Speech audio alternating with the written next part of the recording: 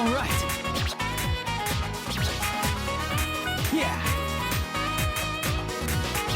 That went well.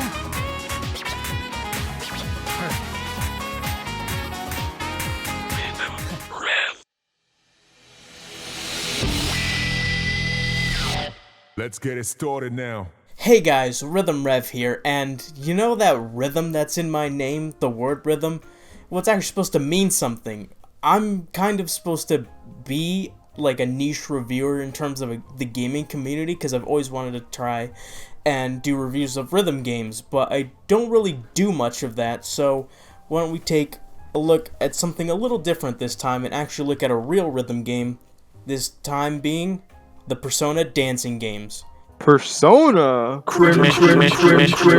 For this video, we'll be going in order of their release rather than the order of the games. So it's P4D, then P3D, and P5D. I'll also be evaluating them based on a few aspects of each game, so it's kinda like a butting heads video, except not really. Persona 4 Dancing All Night. After the breakout success of Persona 4, Atlus wanted to capitalize on the craze by milking it for all it's worth, with spin-offs on top of spin-offs, as well as 2 anime. One of these was Persona 4 Dancing All Night. When I think about it, it's kind of an odd concept they had with this game, basically taking their Persona characters and basically made a bunch of MMD dances with them, and then made a game to actually profit off their work. I mean, come on, you can't convince me they made this game under any different pretense. But I suppose it makes sense. A rhythm game based on Persona 4 and Golden felt inevitable, since one of the best parts of that game is the music, and with Atlus being owned by the rhythm game machine Sega, it was all but inevitable. However, this game's got a story, so we gotta take care of all that first. So if for some reason you care about the story of Persona 4 Dancing All Night, skip to this time. The game features the investigation team now being backup dancers for Risei's comeback in the idol scene. Wait, what? So you mean to tell me Atlus decided to scrap her entire character arc in Persona 4 and just made her magically go back into showbiz for no real reason? I mean, I guess.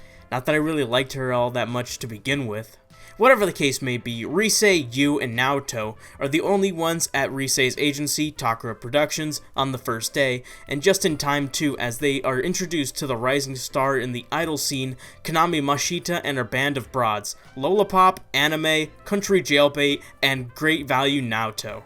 Later that night, Risei mentions a rumor that if you look at the website for the upcoming Love Meets Bonds festival at midnight, you'll see a creepy video of a dead idol dancing. Since it's around that time, the group gives it a shot and they get transported to a new world known as the Midnight Stage, with a mysterious voice greeting them and inviting them to connect with them and some shadows and give into the music. They try to summon Persona to fight the shadows, but the voice introduces the world as a world where nobody hurts or gets hurt. Makes sense, I guess. The heroes seem surrounded until Risei's MP3 player falls out, playing some music, which gives them the idea to dance to a different song in order to fight against the Shadow's influence. It works and becomes everyone's means of attack going forward. Afterwards, the 3 of them are spit out into the real world and they consider themselves on the case, and get the rest of the investigation team in on it. And also those Kanami kitchen girls are missing in the Midnight Stage now, I guess. After meeting with the team the next day, they look over all the info they have before a portal tears open during Kanami's photo shoot, causing the investigation team and Kanami's manager, Miss Ochimizu, to get dragged in by these ribbon things that cling onto the shadows in the Midnight Stage. With that, the investigation team are thrust into the Midnight Stage and split up to save each Kanami kitchen girl. I think a lot of issues spring up with how the story is so focused on these new characters. Hell, even Kanami has her own section in the storyline as the game shifts between her and Yu's perspectives. Not only is the central conflict directly related to these girls, but they aren't nearly interesting enough to make the player invested in actually saving them. In Persona 4, we wanted to save the victims in the TV, as not only do we get a glimpse into who they are in the beginning, but saving them means we get a new party member for the main cast, along with a new social link and a new character in the story. Here, these girls are shallow stereotypes of characters that have the game's themes lazily strung onto them. For instance, Tomoe is seen as the sex appeal of the group, but she's actually a nerd on the inside. That sounds interesting. After all, I mean, that's what made Kanji so cool, but it isn't handled nearly as well. The interesting part about Kanji is that on the surface, he seems like a stereotypical tough guy. but in actuality he's both tough but has an appreciation for cute things like stuffed animals. With these girls, on the surface they seem like stereotypes, but on the insides they are different stereotypes. You get what I mean? Plus, the game just loves shoving in their expectation that you should be ogling these girls and crap like that. Like, who the hell wrote this game? This is absurd. The cherry on top is, when you actually do save one of these girls, you just shove them in a safe room so the plot can conveniently forget that they ever existed at all. Lovely. Anyways, while the investigation team works to save the girls, Konami is stuck in the real world, witnessing a ton of people getting eaten by a wormhole. Instead of doing nothing, she decides to team up with Ryotaro Dojima, and Nanako I guess, and Who the fuck is this nigga, bro? and they begin uncovering the case. And, as it turns out, the shadows of the Midnight stage are actually the souls of the victims who have looked at the LMB website at midnight and have fallen under a coma. And some are actually waking up as Yu and his friends start dancing to save their lives. It's also discovered that the dead idol in this case is actually one by the name of Yuko Osada, an idol who took her own life who was managed by Ochimizu in the past. The song that plays in the Midnight channel is actually her unreleased song, Calistigia, in reverse. On the day of the Love Meets Bonds festival, the voice from the Midnight stage starts beckoning to Konami, and Dojima calls her to dig up some memories. Apparently, Konami was the one that found Yuko Osada's body the day that she died, and forgot the entire event due to shock. In fact, her very own diary belongs to Yuko, and this revelation causes the two worlds to merge. The investigation team has a dance with the dominatrix Ochimizu, and then they encounter Konami's shadow, who is revealed to be the actual voice from the Midnight stage. She goes on and on about bonds with fans or whatever until the characters encounter her, where she transforms into another Japanese deity. It was lame in the original game, so it's still lame here, and the investigation team dance the hell out of it, and everything goes back to normal. In retrospect, the story is fine, I guess, but going from the mostly good story of Persona 4 to the weak, flaccid mystery of Persona 4 Dancing All Night just makes everything worse. P4D's story simply cannot compare to Persona 4, and it suffers when you compare the two, which is kinda something it's already compared to automatically. So with the story out of the way, time to get into what actually matters, the gameplay. The game features the pressing of 3 directional buttons and the triangle, square, and circle buttons to the beat of the music. The easiest thing I could compare it to is the DDR games, except replace the arrows with directional pads and symbol buttons. The game even features normal notes that require one press, notes that require you to hold down a button, and unison notes that require 2 buttons to be pressed at once. So, all in all, a McBasic shenanigan. Alongside these are also scratches, which require the flick of the analog stick to trigger them. Though they're optional, they count towards your score, and I think they're required for a full combo, so really they're mandatory. The rating system for each stage is as follows. Not clear, as you fail to perform satisfactory in the stage. Stage clear, which is an average rating. Brilliant, which means you performed most of the song correctly. And King Crazy, meaning you got a full combo. Getting a full combo means either getting a perfect or great on every single note, and I cannot begin to tell you how infuriating it can be when you screw up a combo at the very last second, ruining your chances at a King Crazy.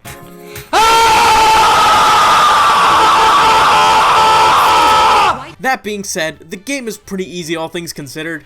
Of course, it takes a lot of practice to start getting really good at the game, but I was able to breeze through the stages on normal difficulty. In fact, I have a brilliant on every single normal difficulty stage, and the game doesn't even really get interesting until you start playing the hard difficulty stages, where I feel the game songs are truly mapped out correctly along with the song. Hard difficulty is where the real fun in the game lies, but if you are gonna get this game, I implore you to plug in a pair of headphones. It just makes this game so much better both in terms of experience and your performance. Aside from easy difficulty, which was basically made for babies, and some of the normal tracks that were simply not mapped out well, I think the game is good for the most part, save for one big flaw.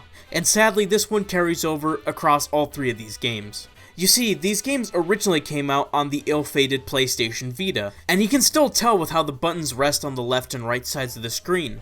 As a result, you can tell this game was made for the Vita, as you can see the entire screen along with the face buttons when you actually play the game on that system, so adds to really the feel of the experience.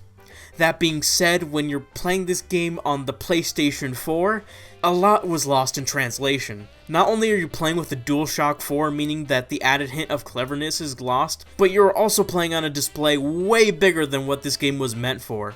The video screen is about 4.5 inches long, at least for the original model, or 11 centimeters. My television is 8 times the size lengthwise, so instead of your experience looking like this, it's gonna look more something like this. Your eyes are gonna dart from one part of the TV to the next, and missing notes, especially on harder difficulties, isn't uncommon. The reason this is such a big issue is the fact that most people who are gonna play this game are likely going to play it on the PlayStation 4, so this issue is something that's gonna affect most players simply due to outside conditions. It's nothing game-breaking, I guess, but it can pose a problem when you start playing. But, that being said, what would a rhythm game be without music? Bad. The music of this game is amazing. Honestly, I think it's even better than the original Persona 4. Yeah, I said it. The mix of techno music and jazzy/classical music is amazing, and the songs are splendid. But I just have a tiny complaint, really minor. Why does Konami have the best songs in the game? She's the walking definition of a Mary Sue, and yet she has some of the best songs in the game. Her remix of Your Affection is my favorite song, and I mean, come on, really. Besides the songs the game comes with, there's also a few DLC songs, such as a song featuring Marie, there's a remix of The Fog with Adachi, and... Hey, what's going on over here, pals? Is that fucking Hatsune Miku? Yep, there's also a remix of Heaven featuring Hatsune Miku. That being said, the song sounds like it came out of a synthesizer's asshole, so yeah, no use dwelling on it for now. All in all, when it comes down to it, Persona 4 Dancing All Night is an alright game if you're looking for another rhythm game, but there's a lot of room for improvement. Persona 3 Dancing in Moonlight. Persona 3 Dancing in Moonlight, otherwise known as Persona 3 Dancing Moon Night in Japan, was released on May 24th, 2018, same day as P5D, and kinda like a Pokemon type deal. This game instead involves the cast of Persona 3 and features no story mode of any kind, thank God. This goes for P5D as well, and I think the games are better for it. What little semblance of a story there is simply involves a competition between Justine and Caroline versus Elizabeth as they prove that their guest, aka the MC, and their friends are better at dancing than the others. What bothers me is how unclear it is that the games actually take place, as it isn't clear whatsoever when they take place, as certain characters appear that simply should not. Yet the game alludes to these games taking place sometimes after the original games. The interesting part in this game is that rather than the characters dancing in the midnight stage, they actually dance in these kind of AR versions of locations from the original games, so it's kind of a neat hint of fan service. And oh god, why is Fuka so tiny? See? They like each other. Taking the place of the story is a new social system, functioning similarly to the social links and confidants of mainline Persona games. The trick here is that you have to do certain things within the game to unlock more social link conversations. Don't worry, it's nothing crazy, it's stuff like wear this number of unique costumes, use this number of gameplay modifiers, get a certain number of brilliance, yada yada. The gameplay is mostly carried over from the last game, aside from some UI changes, like new graphics for most of the game, which I enjoy more. The big difference in this game comes in the game's difficulty, as the issues I mentioned previously have almost been completely fixed. Now, the normal difficulty stages actually have things happening in them and are actually fun to play, and the hard difficulty stages actually offer a challenge. That being said, the game is way more strict with its accuracy than before. In P4D, I made hits that I could swear were off, but they ended up getting a great, and sometimes I would be way off and I would just end up with a good somehow. In this game, things are a little more tough this time around, so getting that King Crazy really feels all the sweeter. That being said, I got a King Crazy on Aigis' remix of Way of Life and I'm still surprised. Speaking of which, the music in this game is amazing as well. I'm hesitant to say that it's better than P4D, but there's some good stuff in here. The remix of Deep Mentality is probably my favorite. It starts out like the normal mix, but then Lotus Juice hits you with that Remix. and then the song pulls a reverse Deep Mentality and actually gets better. So yeah, I consider this to be a really good rhythm game, and is what its predecessor really should have been. Persona 5 Dancing in Starlight. Persona 5 Dancing in Starlight, otherwise known as Persona 5 Dancing Star Night in Japan, is the final rhythm game spin-off as of this video's publication, and what a game it is. Well, right off the bat, the main menu music sucks, so there's that. Persona 5 Dancing Star Night follows much of what was present in its sister game P3D, but this game is the prime example of how execution impacts a piece of media. All three of these games use a mix of both original and recycled music tracks to bolster the game's track list. It's expected and welcome as some songs translate incredibly well to these games, but Persona 5 is not one of those soundtracks. Where Persona 4 had a J-pop OST and Persona 3 had a pop/hip-hop kind of mix, Persona 5 went for a completely different kind of style and went for more of a jazzy kind of classical soundtrack that used classical instruments such as violins and pianos. So remixing these songs was a big challenge that I don't think the composers handled correctly.